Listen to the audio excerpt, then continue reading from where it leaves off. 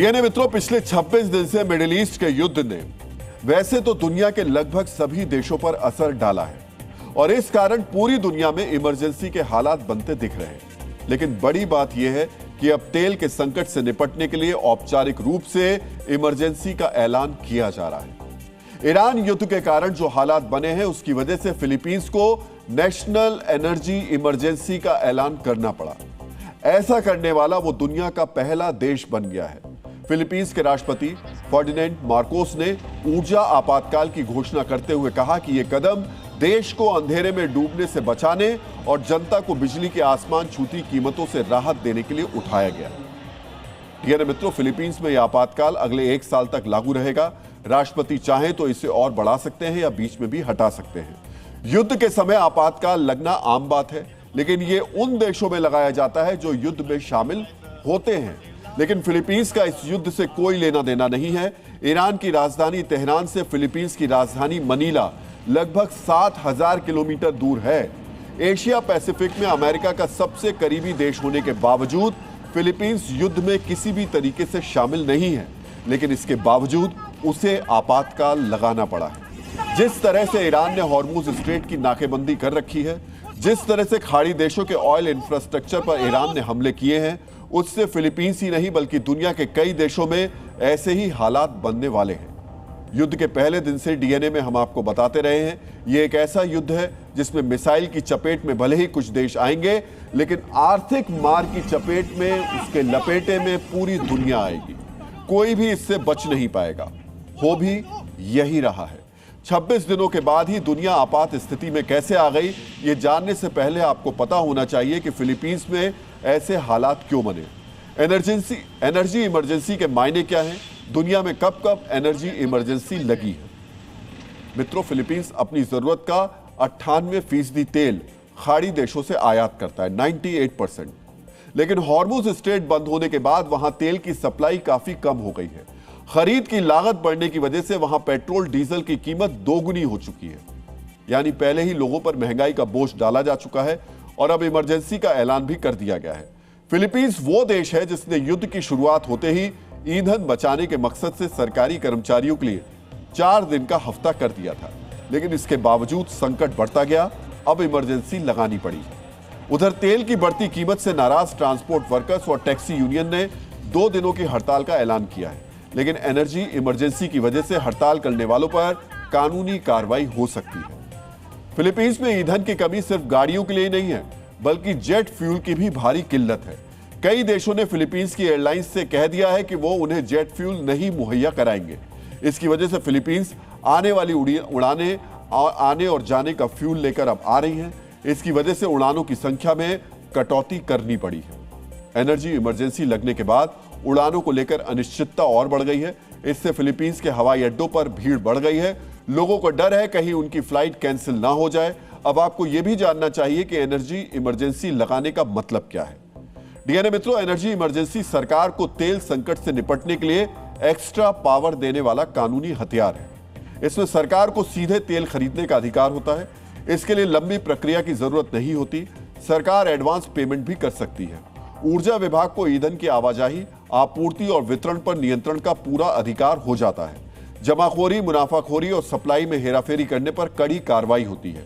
ऊर्जा बचाने पर सख्ती से जोर दिया जाता है।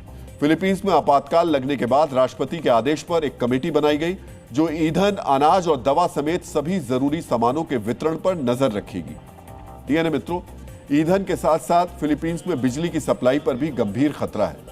इससे निपटने के लिए फिलीपींस सरकार ने कोयले से चलने वाले पावर प्लांट पर निर्भरता बढ़ाने का फैसला लिया है। फिलहाल फिलीपींस में 60% बिजली का उत्पादन कोयले से होता है, लेकिन इसे अब और बढ़ाने की तैयारी है ताकि युद्ध का असर बिजली सप्लाई पर ना पड़े। दुनिया प्रदूषण से निपटने के लिए कोयला से मिलने वाली बिजली का इस्तेमाल बंद करने में लगी है, लेकिन युद्ध ने गैस की सप्लाई को इस तरह चरमरा दिया है कि बिजली के लिए एक बार फिर कोयले का सहारा लेना पड़ रहा है। इससे प्रदूषण के खिलाफ दुनिया का अभियान कमजोर होगा। इसका असर लंबे समय तक दुनिया को भुगतना भी पड़ेगा।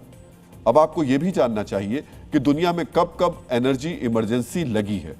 पहली बार एनर्जी इमरजेंसी 1973-74 में लगी थी। उस समय अरब इजराइल युद्ध के दौरान इजराइल का समर्थन करने के फैसले के विरोध में तेल निर्यातक देशों ने अमेरिका और दूसरे पश्चिमी देशों पर प्रतिबंध लगा दिया था। इसी संकट की वजह से इंटरनेशनल एनर्जी एजेंसी की स्थापना हुई थी। लेकिन एनर्जी एजेंसी की स्थापना के बाद भी ऐसे हालात बने। 1991 में कुवैत पर इराक के हमले के जवाब में अमेरिका के नेतृत्व में चले सैन्य अभियान के दौरान भी तेल का संकट खड़ा हुआ। 2005 में अमेरिका में आए कटरीना तूफान की वजह से तेल का आपातकाल लगा।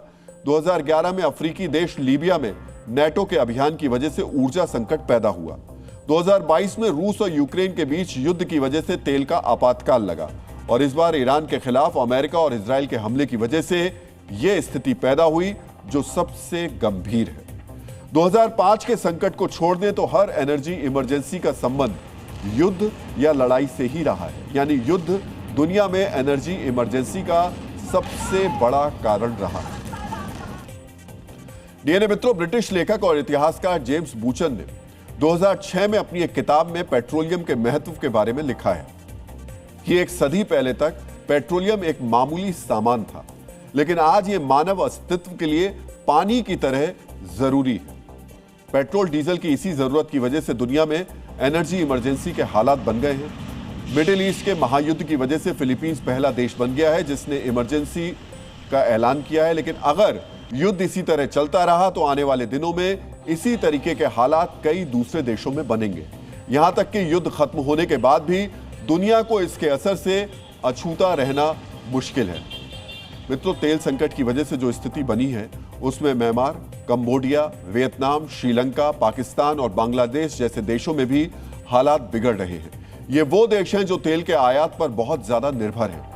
खाड़ी देशों से इनका आयात बहुत ज्यादा है, लेकिन हॉर्मुज स्ट्रेट बंद होने पर इन देशों में तेल की सप्लाई काफी कम हो गई है। इन देशों में तेल की कमी से जूझने के लिए कहीं यूनिवर्सिटी में छुट्टी की जा रही है तो कहीं वर्क फ्रॉम होम को अनिवार्य बना दिया गया है। कहीं हफ्ते में एक दिन की एक्स्ट्रा छुट्टी दी जा रही है तो कहीं ऑनलाइन क्लास चल रही है। इन सख्त उपायों को सुनकर आपको कोरोना के दौरान लगे लॉकडाउन की याद आ रही होगी। तब महामारी से बचने के लिए लॉकडाउन लगाया गया था, लेकिन अब आर्थिक महामारी से बचने के उपाय किए जा रहे हैं।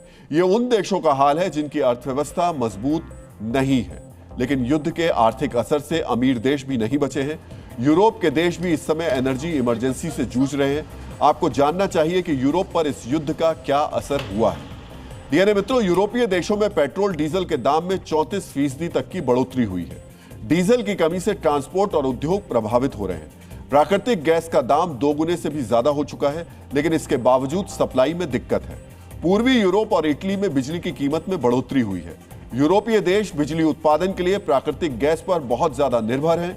गैस की कीमत में बढ़ोतरी का असर बिजली के दाम पर भी पड़ रहा है। ब्रिटेन में महंगाई 5% से ज्यादा होने की आशंका जताई जा रही है। युद्ध के पहले 10 दिनों में यूरोप के टैक्स पेयर्स पर 3 अरब यूरो यानी लगभग 325 अरब रुपए का बोझ पड़ा है। यह स्थिति उस वक्त है जब यूरोपीय देश युद्ध में शामिल नहीं है, यानी हथियार पर उनका खर्च नहीं हो रहा। अगर युद्ध में उतर भी गए तो खर्च कई गुना बढ़ जाएगा। यह स्थिति उस वक्त है जब यूक्रेन युद्ध की वजह से यूरोप के कई देश पहले से प्रभावित थे। अब ईरान युद्ध ने यूरोप की दिक्कतें और बढ़ा दी हैं। एशिया के कुछ देशों की तरह सेंट्रल यूरोप के देश स्लोवानिया में भी ईंधन की किल्लत हो गई है। इसी वजह से वहां ईंधन की राशनिंग शुरू कर दी गई है, यानी तय मात्रा से ज्यादा ईंधन नहीं दिया जा रहा है। डीएनए मित्रों, युद्ध के असर से अमेरिका के लोग भी नहीं बचे हैं। अमेरिका तक ईरान की मिसाइल और ड्रोन भले ही नहीं पहुंच रहे हो, लेकिन वहां महंगाई का बम फूट रहा है। युद्ध शुरू होने से पहले की तुलना में अमेरिका में गैस की कीमत में लगभग 32% की बढ़ोतरी हुई है। एक औसत अमेरिकी परिवार पर $740 का अतिरिक्त बोझ पड़ा है। घरेलू उत्पादन ज्यादा होने की वजह से एशिया और यूरोप की तुलना में अमेरिका बेहतर स्थिति में जरूर है, लेकिन महंगाई के कारण वहां के लोग परेशान हैं। ट्रंप भले ही युद्ध में भी मुनाफा कमा रहे हो, लेकिन अमेरिका के आम लोगों को युद्ध का आर्थिक बोझ उठाना पड़ रहा है। मित्रों, स्कॉटिश दार्शनिक और आधुनिक अर्थशास्त्र के पिता कहे जाने वाले एडम स्मिथ ने कहा है कि युद्ध उत्पादन और व्यापार का सबसे बड़ा दुश्मन है। ईरान वॉर ने एडम स्मिथ के वाक्य को सही साबित किया।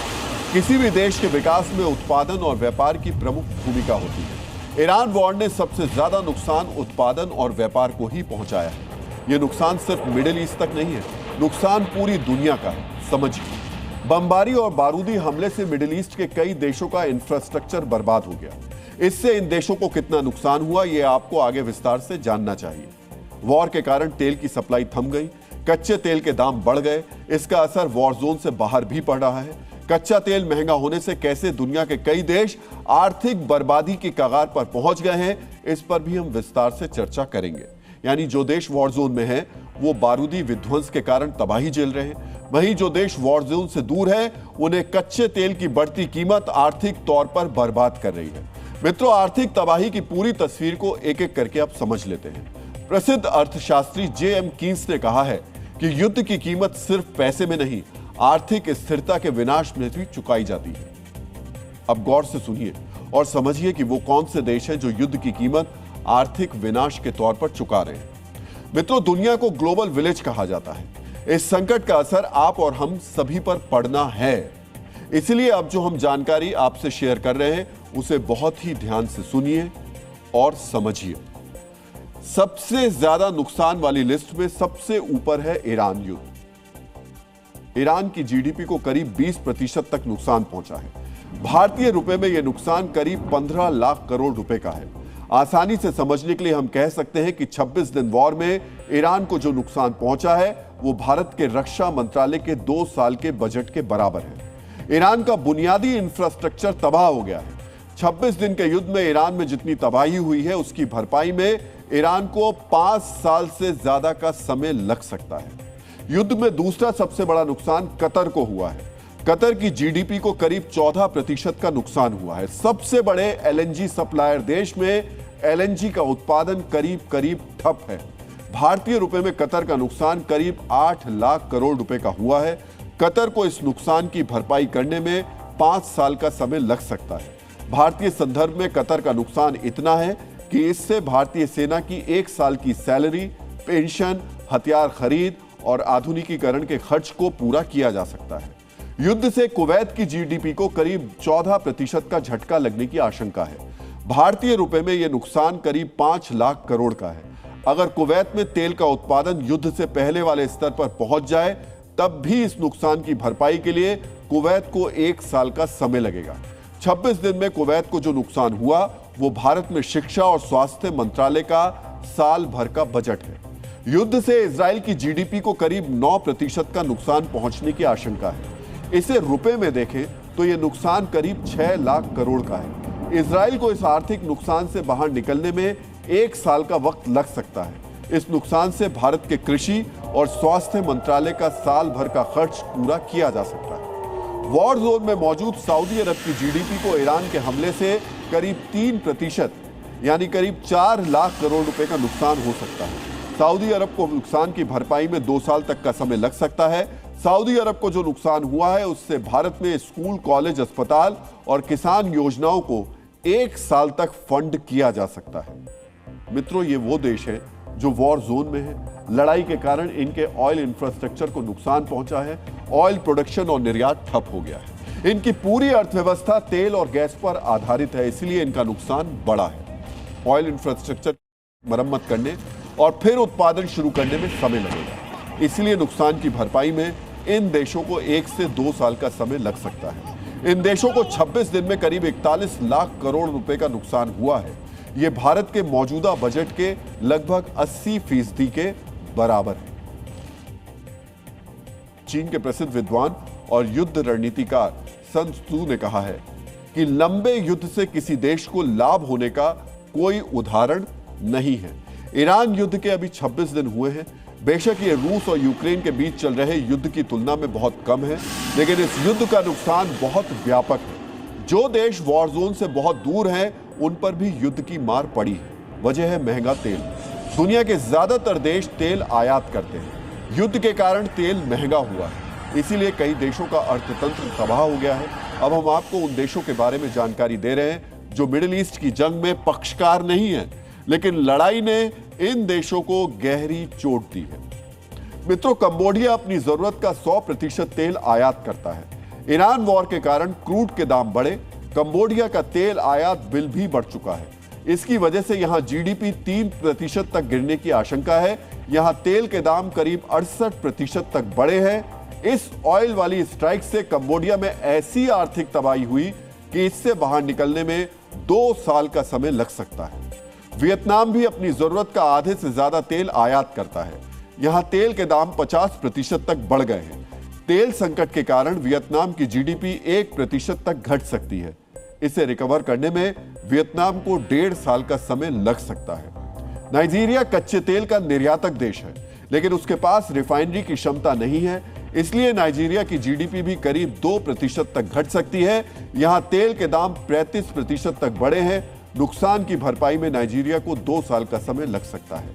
लाओस पहले से ही चीन के कर्ज में डूबा है। संकट के कारण यहां तेल के दाम करीब 33% तक बढ़े हैं। तेल आयात के बढ़ते खर्च से लाओस की जीडीपी 3% तक गिर सकती है। इस घाटे को पूरा करने में लाओस को 3 साल का समय लग सकता है। हमारा पड़ोसी बांग्लादेश अपनी जरूरत का 95% तेल आयात करता है। क्रूड महंगा होने के कारण बांग्लादेश का तेल आयात खर्च करीब 40% तक बढ़ सकता है। इससे बांग्लादेश की जीडीपी करीब 3% तक गिर सकती है। बांग्लादेश को ट्रैक पर लौटने में 2 साल का समय लग सकता है। मित्रों, समझिए, युद्ध से नुकसान सिर्फ उन देशों का नहीं हो रहा जो इसमें शामिल है या पक्ष में है। विध्वंसक जंग से तबाही की आग में वो देश भी झुलस रहे हैं जो इसमें शामिल नहीं है। संकट वैश्विक है। आज युद्ध खत्म हो जाए तब भी दुनिया को इससे उभरने में 2 साल का समय लगेगा। जंग रुकने के बाद महंगाई की मार भी परेशान करेगी। आज पूरी दुनिया एक दूसरे से जुड़ी हुई है, इसीलिए इसका असर हमारे ऊपर भी पड़ेगा। बेशक हमारे ऊपर इस असर की मात्रा दूसरे देशों के मुकाबले कम हो। युद्ध की इसी तबाही वाली विभीषिका को देखते हुए प्रसिद्ध अमेरिकी नागरिक अधिकार कार्यकर्ता मार्टिन लूथर किंग जूनियर ने कहा था कि युद्ध शांतिपूर्ण भविष्य गढ़ने का खराब साधन है।